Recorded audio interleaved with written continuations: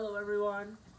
On the new moon in Libra 2 weeks ago, we were presented with a new perspective to renegotiate, reevaluate, and reassess all of the relationships in our life with others, with ourself, with our agreements, and with our place in the world. This openness to reshaping our relationships and how we relate to the world and ourselves is an ongoing exercise and practice. If we take a step back and look into the larger picture, the entire global consciousness is in the process of reshaping the world as we know it. And this process is not only seen worldwide, but it is felt deep within the core of our being. We may be hesitant to admit it or be longing to go back to the way things were, back to what was familiar, back to normal. But there exists a deep knowing and understanding that we are in a time of great change, and the moon is one of our greatest teachers in this monumental shift in consciousness. On Wednesday, October 20th, we have a full moon in Aries at 10:57 a.m. Eastern Standard Time that moves into Taurus at 4 p.m. later that day. Aries is considered the start of the zodiac cycle, so this full moon brings with it a sense of newness and the beginning of something new by fully illuminating what we had set in motion during the new moon in Libra, as well as lighting the way for us to relinquish that which is ready to be dissolved, thus bringing in a sense of renewed energy and a fresh perspective. This full moon in Aries occurs in opposition to the Sun in Libra. This polarity of Aries and Libra is yet another relationship dynamic. Aries representing the self, Libra representing the other. Aries is a self-assertive energy. It's an initiatory energy. Libra, however, is more about compromise and balance. And they're in opposition during this full moon, which means they're looking at each other. So as you can see, we're still very much in the waters of redefining our relationships. And like I mentioned in our very first introductory class, the moon not only dictates the tides of the great oceans on our planet, our collective, but she also influences the tides of the deepest waters of our innermost self. And full moons always bring something to light within ourselves. And this full moon is showing us where we may need to take initiative, where we may need to step away from our old self, our old patterns, and our old behaviors, and step into our truer, more authentic self,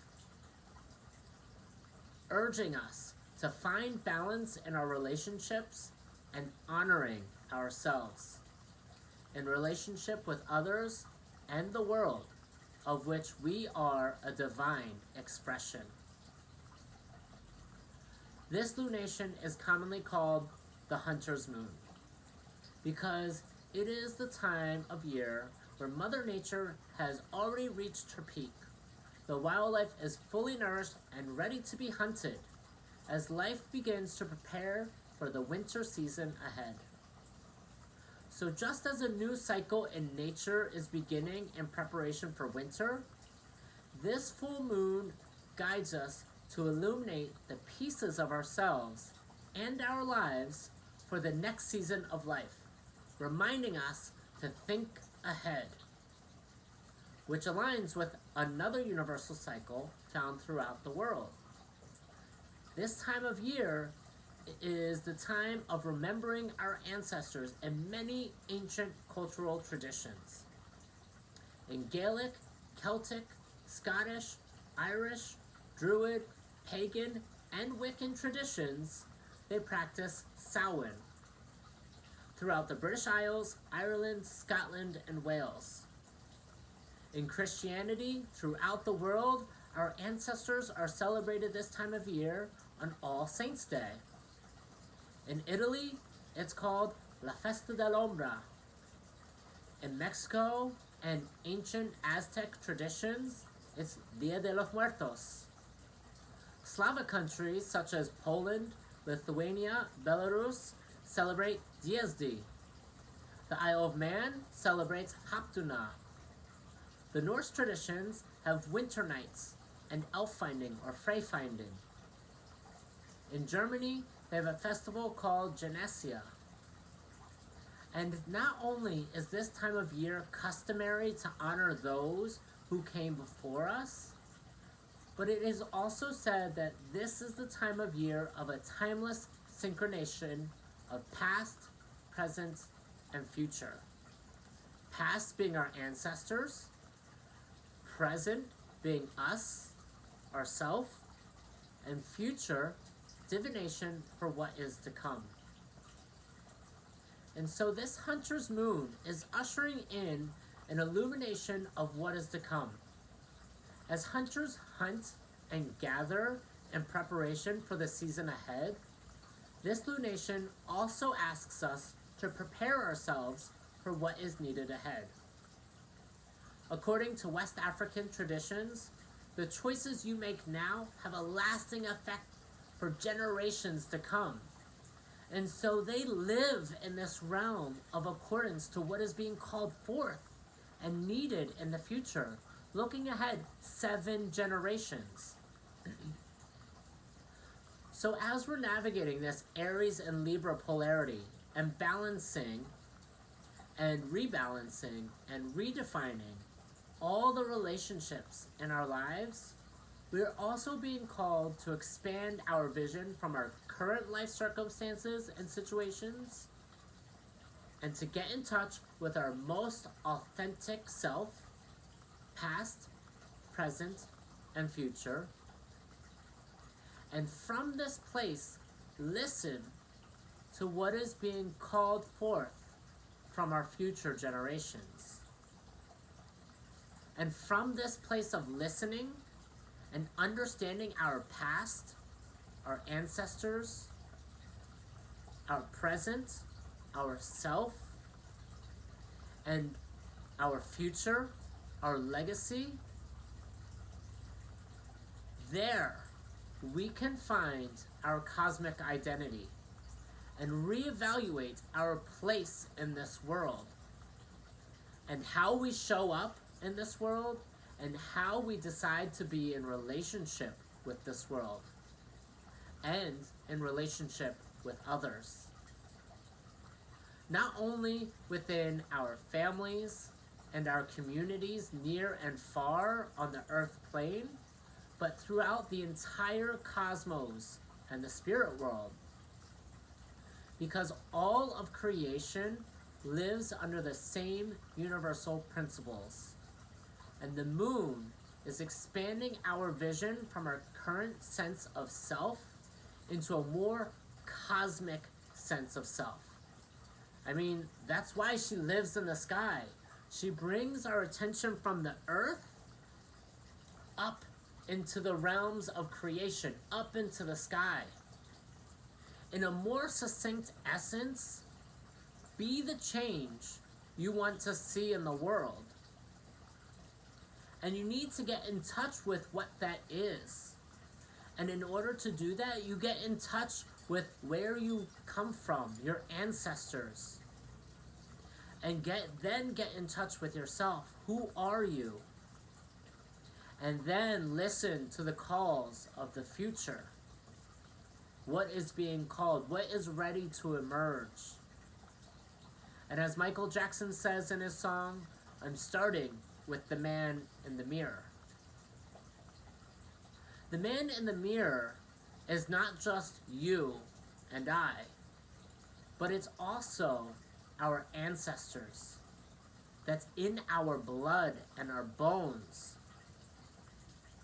It is the visionary gifts that they have given us to create the future. And so this full moon, we get in touch with the deepest parts of ourself and honor our ancestry. We activate the truest, most authentic self. We find our rightful place in the world and our relationship with the world.